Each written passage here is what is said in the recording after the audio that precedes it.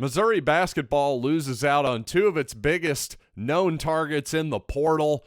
Plus, what is it going to look like if Jake Garcia is Missouri's starting quarterback this fall? Let's talk about that and more right now on Locked On Mizzou. You are Locked On Mizzou, your daily podcast on the Missouri Tigers. Part of the Locked On Podcast Network, your team every day.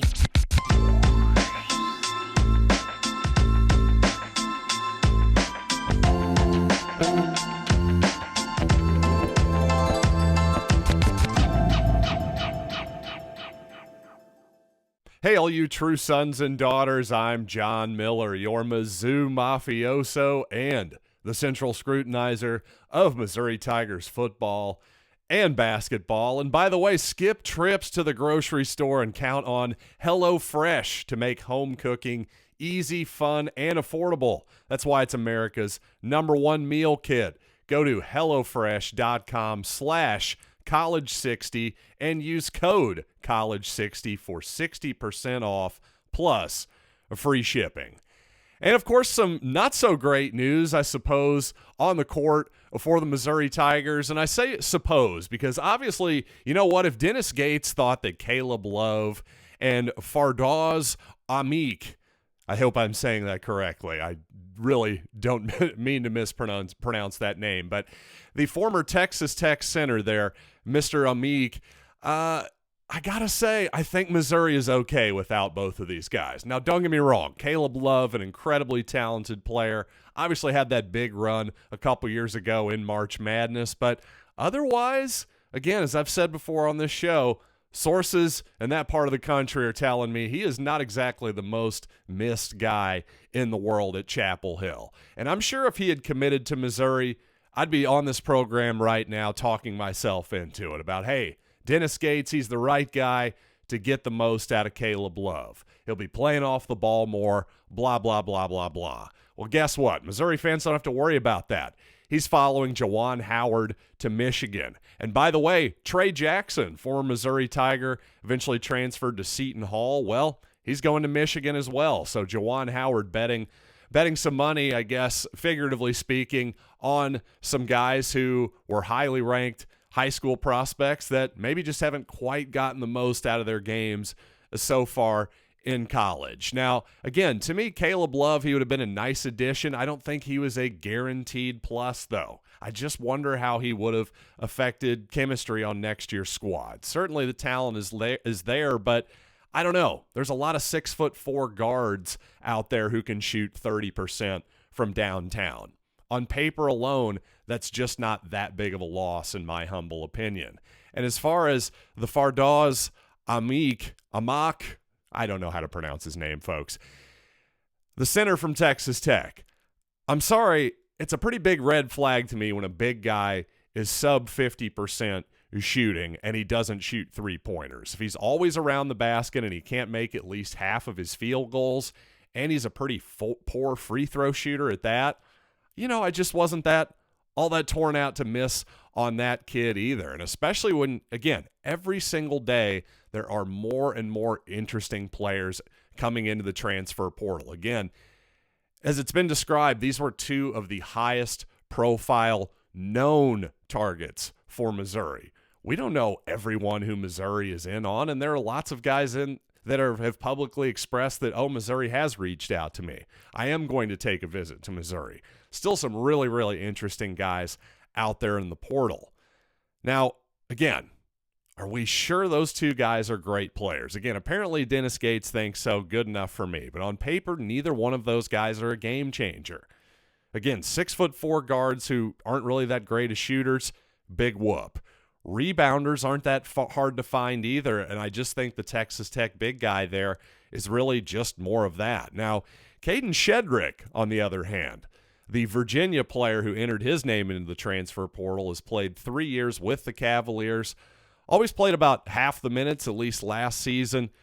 But, you know, to me, he's just a more interesting player just on paper.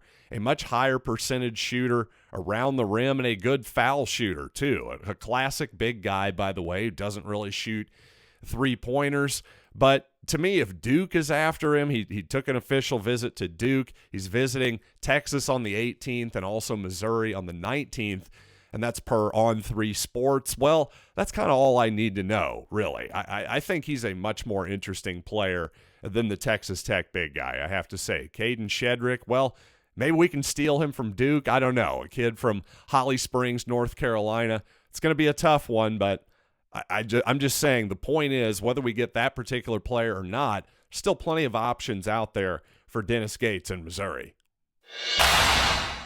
By the way, just a quick note here. I mentioned that Kadin Shedrick is going to be visiting Texas here soon. Well, speaking of Texas and their basketball program, Frank Haith, now maybe the top assistant for the Longhorns. So we'll be seeing maybe some of Coach Haith here come SEC basketball here in a few years. But more to the point, current SEC basketball, Kobe Brown, I've talked a lot lately about how I think he's maybe more likely to enter the NBA draft than some Missouri fans are thinking. I just don't think they're quite considering all of the different angles. Well, here's another angle for you, and this is one I'd actually forgotten about completely.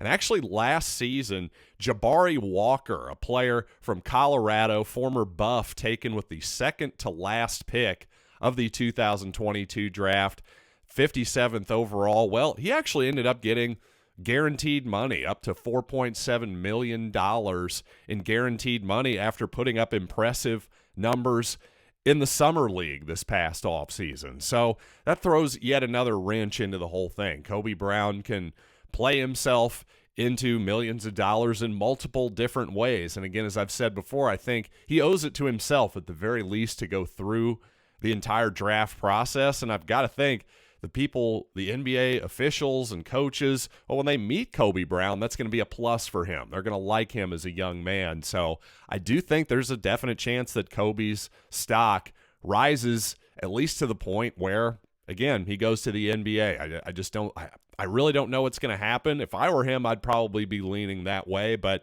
as a fan, obviously, I hope he comes back to Mizzou.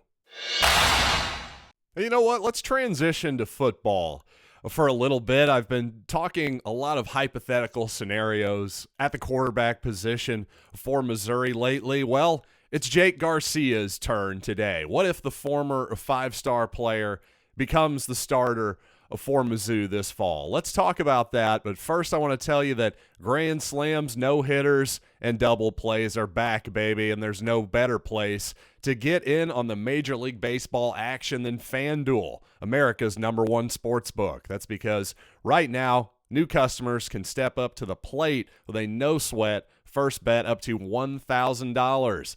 All you have to do is go to FanDuel.com/LockedOn to sign up, place your first bet, and get up to $1,000 back in bonus bets if you don't win. And hey, this evening, the Cardinals in Coors Field, -146 favorite. Steven Matz getting the ball.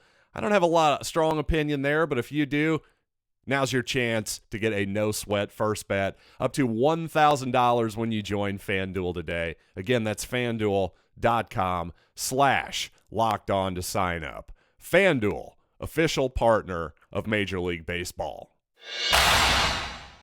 So, Jake Garcia, named the Missouri starting quarterback, hypothetically speaking, for this segment. What exactly does that look like? Well, first of all, in terms of roster shakeout, this is a really interesting one to me because there's actually a chance for something you never see, at least an argument here for quarterback roster stasis. In other words, there's almost a quarterback transfers almost every year from every single program for obvious reasons. It's the one position where, well, there's one guy who just plays basically the entire time. But if you think about this, obviously Garcia's your starter. Hey, he's happy in that scenario. Sam Horn, obviously less happy, but how much is he into baseball? That's the question, because I'm not sure, and I've said this before last week, I'm not sure he has a bigger platform to potentially play football and baseball than he has at Missouri. Is there another program out there who's willing to let him do both? Do they even have does Ohio State, for instance, even have a decent baseball team? I really don't know off the top of my head. But obviously I don't know that Ohio State's looking for Sam Horn to transfer their football team either. He hasn't proven anything yet. But so there is a chance that he sticks around. What about Brady Cook? Well, again, as I said last week, once again, sorry to repeat myself for those of you who listen to every single episode, but I think Brady Cook is probably a ride or die, black and gold kind of guy. It just seems like he's gonna tough it out here. And again, he can certainly transfer down and find himself a starting job somewhere. I have no question about that. But it's not going to be at a high major program. It's certainly not going to be in an SEC program. So I think if you're Brady Cook, I think you're probably staying on the roster in this scenario. At least there's a very good chance of it. And, of course, Jabari Johnson, the true freshman, I think he doesn't really expect to play this year, or else he would have probably enrolled for spring ball. So that one kind of answers itself. Now, as for what this offense would actually look like under Jake Garcia, again, another unique scenario under him, because I think this would be the most unique of the choices. He doesn't really run the ball at all if you look at his statistics at the University of Miami. Now, the arm is very much real. That's why he was a 5-star prospect. I'm just really curious to see what the intangibles for Garcia actually looks like when he's playing for hopefully a workable offense, because last season at times Missouri didn't look like a workable offense, but compared to the Miami Hurricanes, they might as well have been the greatest show on turf, because Miami really fell apart around him last season, cost their coach his job, all kinds of stuff. So it'd be nice to see what Garcia looks like under a different scenario. Again, the arm very real, but the fact that he can't run, isn't very mobile in the pocket, at least seemingly either. Again, we'll have to see what the intangibles look like at Missouri, but obviously this coming season, last season, offensive line play was a borderline disaster for the Tigers. It really was. And it's going to be really important regardless of who is the quarterback this year. Pass protection is always important, obviously, but I think it's going to be absolutely paramount for Garcia to fully succeed. Like, they can't just be okay. They can't just be mediocre at pass protection if Garcia is going to be out there and you want to get the most out of him. They need to be above average, I think, at the very least, because, again, he's not going to be able to buy himself those extra seconds. It sure doesn't seem. So with all that being said, how much then does preference factor in here? I think Eli Drinkwitz has shown a willingness to play the quote-unquote pro-style quarterback or the quote-unquote dual threat type quarterback. I say that because, a little bit sarcastically, because I've often found those two distinctions are a little bit silly and almost kind of a cop-out for high school recruiting rankings. But regardless, Drinkwitz has shown that he'll throw a guy out there who doesn't run very much, or a guy who will run it quite a bit. Somebody like Brady Cook will run. Connor Bazelak, not so much. Well, I don't know. How about Kirby Moore? What's his preference? The new Missouri offensive coordinator. How much is his personal preference going to factor in here? Does he need a guy who can keep the ball on the back end of a read option play? Does he need a guy who can buy some time outside of the pocket? That type of deal. Well, if that's really a huge factor for him, then Jake Garcia is going to have to really blow people away with his ability inside the pocket. And by the way, speaking of that Missouri offensive line, I think it's pretty clear that Drinkwitz and the new offensive line coach Brandon Jones are going to be looking for some new bodies at the offensive line position. The portal is about to open up again, and I believe maybe in the next week or so. In fact, I don't have an exact date for you there. Apologies there. But one thing, Luke Griffin and Bobby Lawrence, now not officially, but pretty much officially, former Missouri Tigers at this point. Both of those two former linemen have announced they're going to be entering the portal when it opens back up. And, well, I kind of liked Luke Griffin's physicality. He started a few games here and there for Missouri, but obviously it never totally worked out for either one of those guys in a gigantic way. But I think, obviously, offensive line is going to be a big priority for Missouri in the portal. How successful they'll actually be in the portal to get plug-and-play offensive linemen, boy, that seems like those guys are going to be few and far between from my experience. But, hey, you never know. Maybe we got lucky once with Mike Maietti, I'd say, the former Rutgers center, Jersey Mike, as the guys like to call him. He was a heck of a grab for Missouri, no question about that. I just think, if anything, Missouri fans should realize how unique and special of a player and transfer he was, because I just don't know that there are that many Mike Maiettis generally out there in the portal this time of year. You know, folks, obviously this is a basketball and football show primarily. I have to say I've been taking in some other type of football lately.